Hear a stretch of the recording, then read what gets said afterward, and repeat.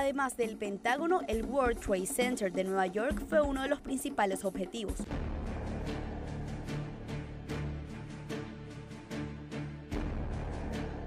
La construcción, compuesta por dos torres gemelas de 110 pisos, tenía una edad poco más de 30 años y era uno de los símbolos de modernidad de Estados Unidos, con una capacidad de ocupación total de 25.000 personas.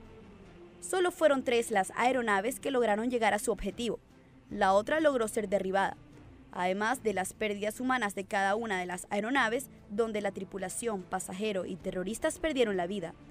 Donde hubo más muertes fue en Nueva York, pues las torres se derribaron por completo y muchos miembros de los distintos equipos de rescate también perecieron mientras realizaban su heroico trabajo. El entonces presidente estadounidense, George W. Bush, no tardó en declarar que buscaría el culpable para hacer justicia a todas las víctimas. Al poco tiempo surgieron nombres de quienes ejecutaron el ataque y de quien sería considerado el autor intelectual, Osama Bin Laden. A partir de entonces, el mundo ya no fue el mismo. Y tras la búsqueda de Bin Laden, la declarada guerra al terrorismo y las alianzas, sucedieron otros eventos y cambios en todo el mundo relacionados con los atentados. Más seguridad en aeropuertos, derrocamientos de regímenes y guerra contra el terrorismo fueron algunos de los efectos del 11 de septiembre en el mundo. El 11 de septiembre del 2001 es recordado por el mundo como el día que el gigante Goliat recibió una pedrada en medio de la frente que lo estremeció hasta la médula. Analistas de la realidad mundial explican que con el derrumbe de las Torres Gemelas que componen el World Trade Center en el corazón de Nueva York, también se vino abajo la idea de que la seguridad estaba garantizada para todos, y que ese fue el verdadero éxito del golpe asestado por parte del grupo terrorista Al-Qaeda a la principal potencia mundial. Ese fue el día en que el mundo cambió para siempre, porque ocurrió lo inesperado. Derribaron al gigante y en su propio suelo, algo que antes nunca había ocurrido, y que cuando pasa, acarrea una serie de consecuencias que hoy, 16 años después, siguen teniendo efecto. Efectivamente, 16 años en que el mundo cambió y donde el terrorismo se ha instalado a todos los niveles. Después fue Londres, fue Madrid y naturalmente el mundo africano, el propio mundo árabe, Indonesia, en el mundo asiático y en América Latina todavía estamos al margen. Pero veamos cómo esta situación ha sido tan grave. Recordemos que todo acto terrorista tiene 3 características fundamentales. Primero es la utilización de la violencia con fines políticos. En segundo lugar, el hecho mediático, de manera que todo el mundo se entere y asuste. Y en tercer lugar, no diferenciar entre víctimas civiles y militares. Esta situación ha sido gravísima a nivel internacional porque se ha extendido por todas partes y además está vinculado al tema religioso, que lo agrava porque hay un sentido de martirio, de muerte en función del cielo o de la promesa de lo que es el paraíso. Y en esa visión el fanatismo hace que los niños y que los jóvenes entren en una dinámica de violencia como fue el 11 de septiembre del 2001, donde destrozaron, golpearon al gigante en el pleno corazón económico como es el World Trade Center, pero también el corazón militar como fue el Pentágono, e iban sobre la Casa Blanca, pero afortunadamente allí se detuvo cuando la gente que estaba en el avión decidió proceder contra los terroristas. Vemos el inmenso calor, las llamas. Eran torres construidas para que no se destruyeran y precisamente fue tan violento el impacto, es lo que llaman algunos un cisne negro, cosas que creían que nunca iban a pasar y que tienen consecuencias de manera definitiva. Allí ese día fue el terror, es la muerte, 3.000 víctimas, entre ellos un venezolano que sepamos estaba a las 8 de la mañana en su oficina y apenas consiguieron un brazo con un anillo matrimonial. Pero esto hace que aparezca la era del terrorismo en todas partes porque siguieron golpeando precisamente al mundo occidental donde son sus principales enemigos. Recordemos Londres y Madrid casi en la misma dirección del 11 de septiembre y particularmente las otras situaciones en África y en Asia, pero también en el Medio Oriente. Decíamos que los países como Casablanca sufrieron también consecuencias del terrorismo. Y últimamente estamos viendo situaciones muy graves y muy delicadas en el caso de Francia, recientemente España, unos días apenas, donde hubo una manifestación, ya no del terrorismo que estamos viendo en el 11 de septiembre, sino lo que llaman lobos solitarios, gente que toma un carro y agrede en nombre de Alá y en nombre del Corán. Por supuesto que esto no es la línea ortodoxa de la religión musulmana, que como toda religión, igual que el cristianismo y el judaísmo, son religiones para la paz y para el amor. Lo cierto es que hoy, 11 de septiembre, a los 16 años, hacemos una súplica a Dios, los que somos creyentes, para que no ocurra nunca más esta situación de violencia donde el hombre se convierte en lobo del hombre y acaba con la propia humanidad. Ojalá se termine el terrorismo, prive el amor y la comprensión y no la violencia y el odio, que es lo que hace, como decíamos, que desaparezcan culturas y civilizaciones. Y estamos a tiempo en la UNESCO, cuando uno visita el edificio en París, allí hay un gran letrero que dice: es en el corazón y en la mente de los hombres donde se siembra el odio, pero también es en el corazón y en la mente donde se siembra la paz. Es tiempo para la educación, para la paz, es tiempo para la comprensión, para el diálogo, para la negociación, y más allá de los problemas todo puede resolverse pensando en nuestro país y en Colombia, donde estuvo el Papa, que precisamente de la violencia hay un acuerdo de paz, y ojalá que nosotros también encontremos el camino. Más adelante vamos también con las consecuencias del 11 de septiembre, lo que significó y lo que todavía sigue vigente desde ese día. Inicia la ofensiva contra el eje del mal. Bush lanzó el primer ataque en contra de Afganistán. Junto con el primer ministro británico Tony Blair, ordenaron a sus fuerzas que lanzaran el primer bombardeo masivo, el cual destruyó objetivos en las ciudades afganas, con el propósito, según el presidente estadounidense, de impedir que el país siguiera siendo utilizado como base de terroristas. Ese 8 de octubre del 2001, a solo semanas del atentado de las Torres Gemelas de Nueva York, inició el largo movimiento bélico conocido como la Guerra contra el Terrorismo. Posteriormente, el ataque a Irak, el 20 de marzo del 2003, un movimiento bélico que tenía anteriormente como objetivo Afganistán, se mudó a Irak. Una segunda guerra a dicho país por parte de Estados Unidos dio inicio tras expirarse el ultimátum que George W. Bush diera para que Saddam Hussein abandonara Irak. El motivo original de esta petición fue el desarme nuclear, con el fin de no dejar lugar a amenazas que pudieran utilizar este tipo de armas en contra de Estados Unidos y sus aliados.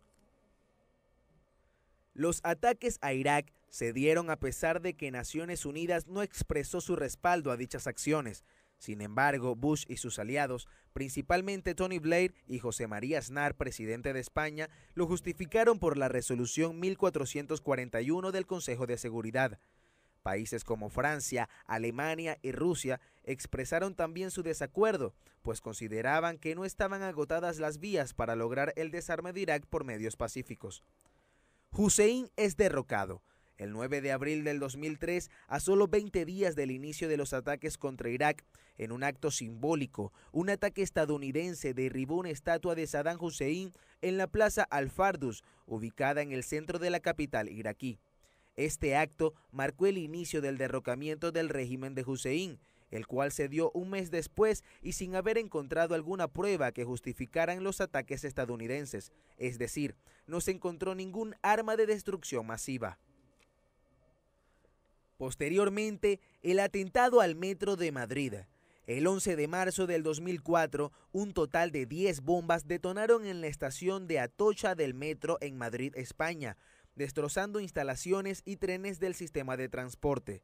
El caos y el desconcierto invadieron los andenes y las escaleras mecánicas de la terminal.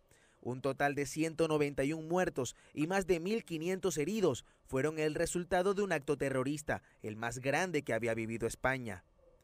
Luego de esto, el ataque terrorista en Londres. Al menos 50 muertos y 700 heridos fue el saldo de un atentado suscitado en la capital británica. Una serie de 4 explosiones dañaron directamente a 3 vagones del metro y un autobús de 2 pisos en Londres.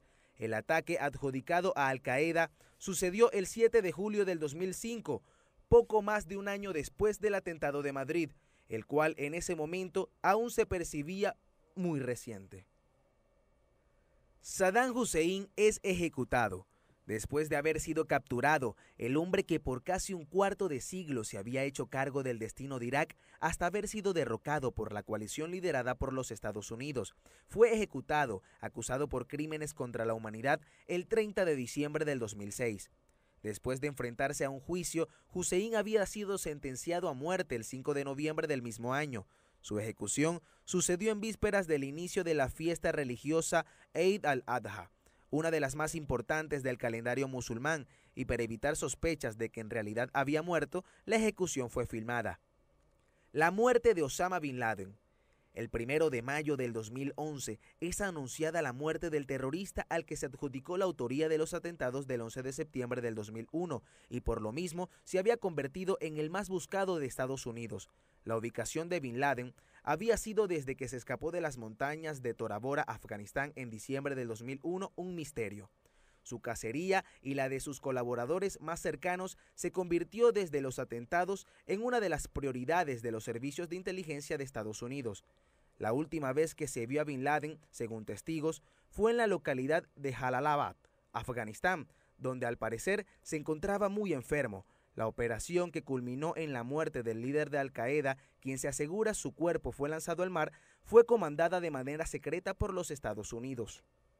Efectivamente, eliminado Bin Laden por las tropas norteamericanas, viene una nueva etapa del terrorismo internacional con la presencia de Abu Bakr, quien toma el nombre del primer califa a la muerte de Mahoma en el 632. Abu Bakr era lugarteniente de Bin Laden, pero a diferencia de Bin Laden, no quiere hacer la revolución de Afganistán. Obviamente, uno de los grupos más sonados de los últimos tiempos ha sido el autollamado Estado Islámico o el Daesh.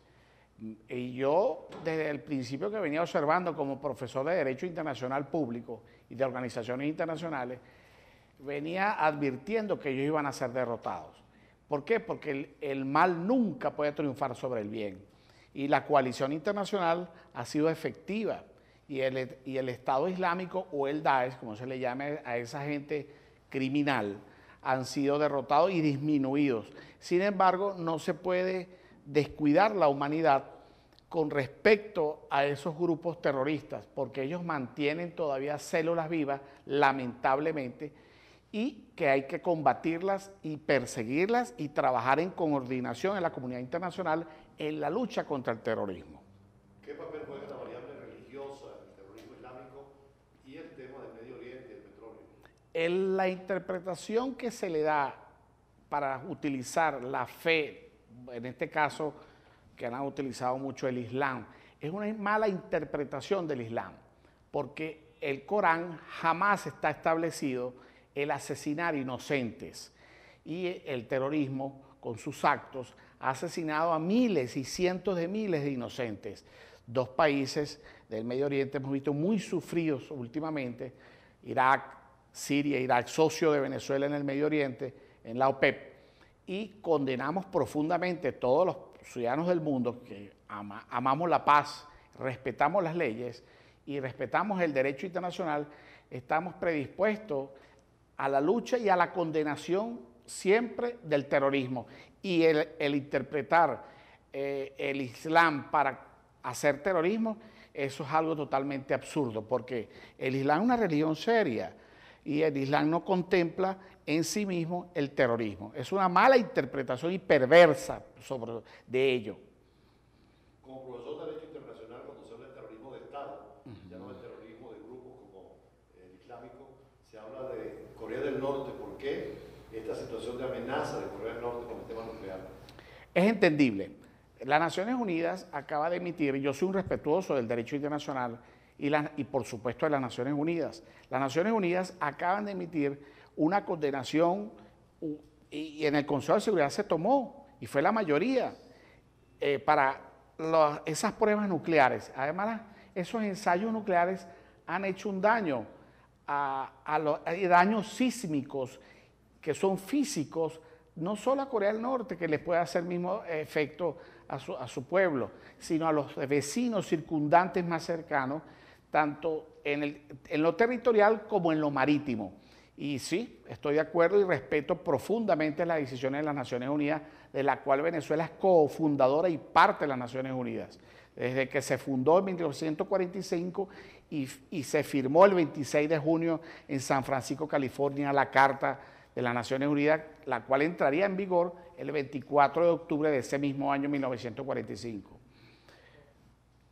Esta entrevista la hicimos a Román Delgado, profesor universitario, porque el tema del terrorismo es un tema académico en todas las universidades, sobre todo en las facultades y en las escuelas de Derecho Internacional y de Estudios Internacionales, Diplomacia.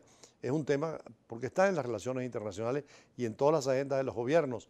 es difícil combatirlo por la vía tradicional, confrontándolo como una guerra, por eso se llama guerra de tercera o cuarta generación, donde en el caso del islamismo es una nebulosa, no sabemos dónde está, y está golpeando permanentemente, incluso con ejércitos, es el caso de Siria e Irak, como lo decíamos anteriormente, y es la década que viene es contra el terrorismo a nivel internacional. Pero tenemos otra entrevista también con un profesor de origen italiano, Eugenio Caliguri, sobre otros temas internacionales del día de hoy. Veamos.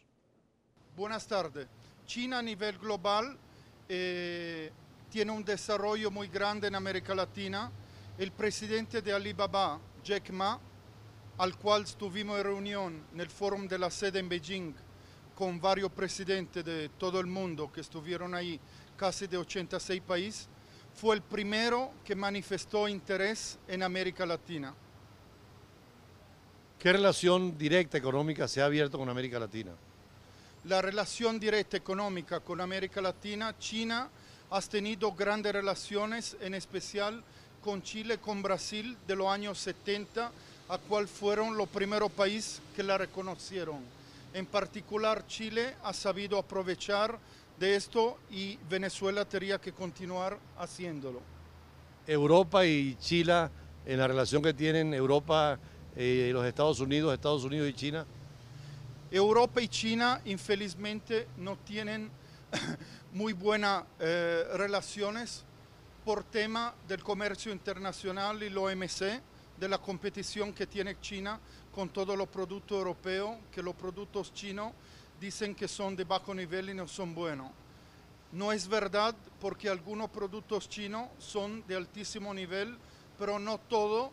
Creo que la economía europea tendría que aprender a competir con los productos de China y hacerlo juntos.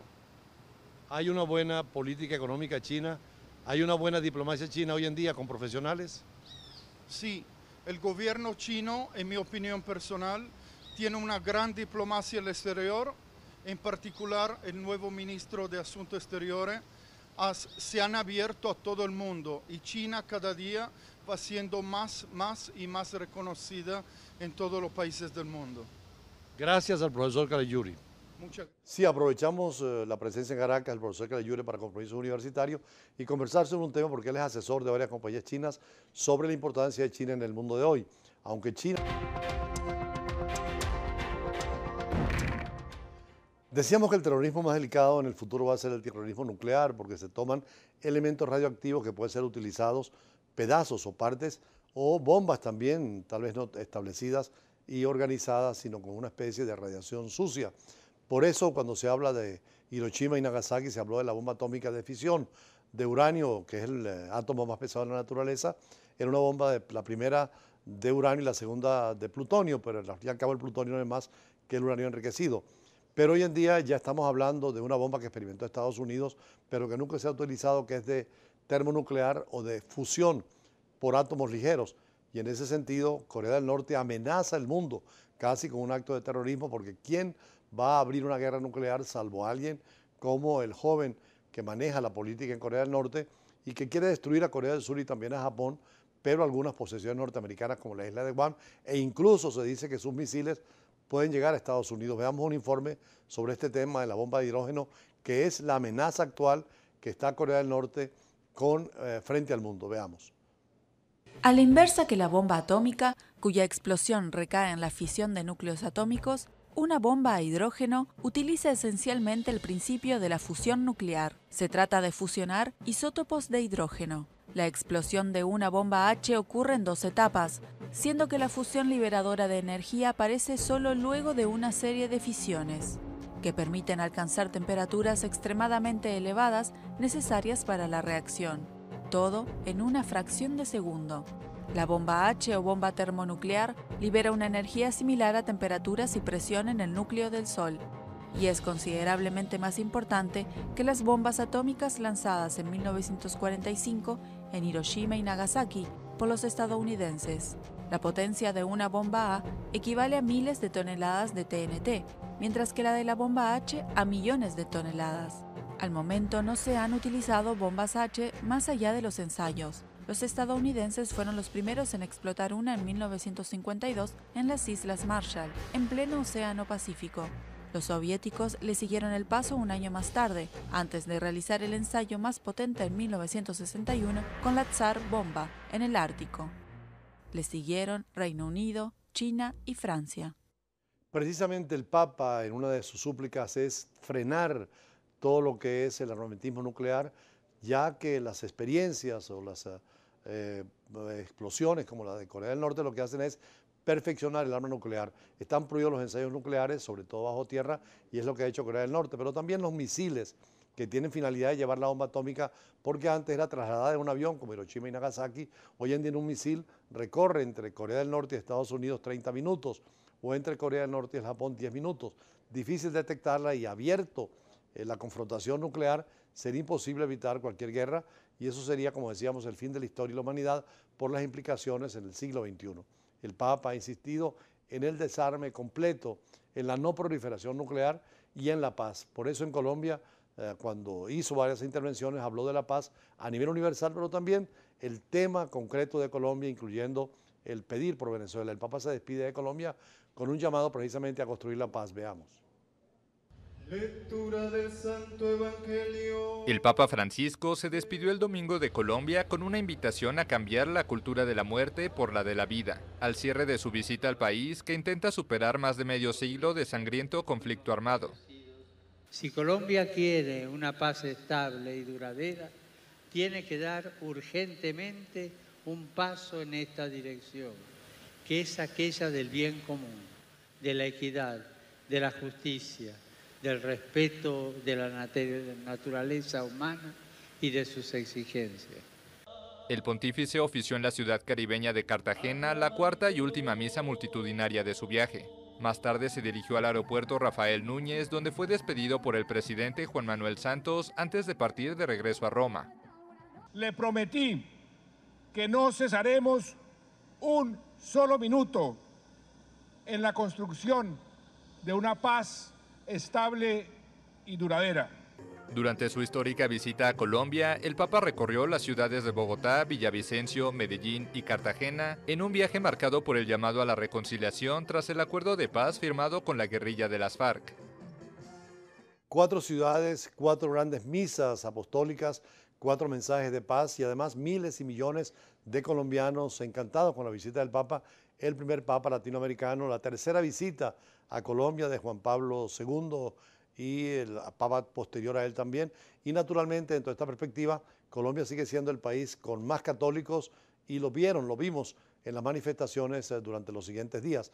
Precisamente en Colombia la paz es con armas convencionales porque América Latina no tiene armas nucleares. Ha habido un tratado como el de Tlatelolco que trata de desnuclearizar el continente. Su oficina central es en México y es la única región del mundo sin armas nucleares. Si el Papa estuviera en el Medio Oriente donde hay armas nucleares, o en Europa donde hay armas nucleares, o en Asia, hubiera pedido también seguramente por el fin de los problemas con el peligro del uso del arma atómica. Pero el Papa además, estando en Colombia y tan cerca de Venezuela, no quiso dejar de lado para pedir desde Colombia la solución al caso venezolano, a la situación venezolana y la influencia que puede tener la comunidad internacional, especialmente Naciones Unidas, para una solución negociada, consensuada y de diálogo en Caracas. Quiero asegurar mi oración por cada uno de los países de Latinoamérica y de manera especial por la vecina Venezuela. Expreso mi cercanía a cada uno de los hijos e hijas de esa amada nación, como también a los que han encontrado en esta tierra colombiana un lugar de acogida. Desde esta ciudad, sede de los derechos humanos, hago un llamado. Durante la noche del sábado, Irma golpeó fuertemente La Habana, dejando enormes inundaciones y grandes daños. Todo el Caribe ha sido sufrido, pero sobre todo en el caso de Cuba ha sido muy claro. Gran parte de La Habana está inundada. Las violentas ráfagas del huracán Irma se abatieron durante la noche del sábado sobre la capital cubana y sus 2 millones de habitantes, con vientos que por momentos alcanzaron más de 150 kilómetros por hora. El huracán provocó además un avance sin precedentes del agua sobre el famoso malecón, la avenida que transcurre paralela al mar. En 49 años que llevo viviendo aquí, primera vez. Siempre ha habido un poco de penetración del mar y eso, pero nunca ha llegado así a este límite, así a este fenómeno. Esto va a ser catastrófico porque muchos edificios aquí no están preparados para tener un diluvio de agua como este.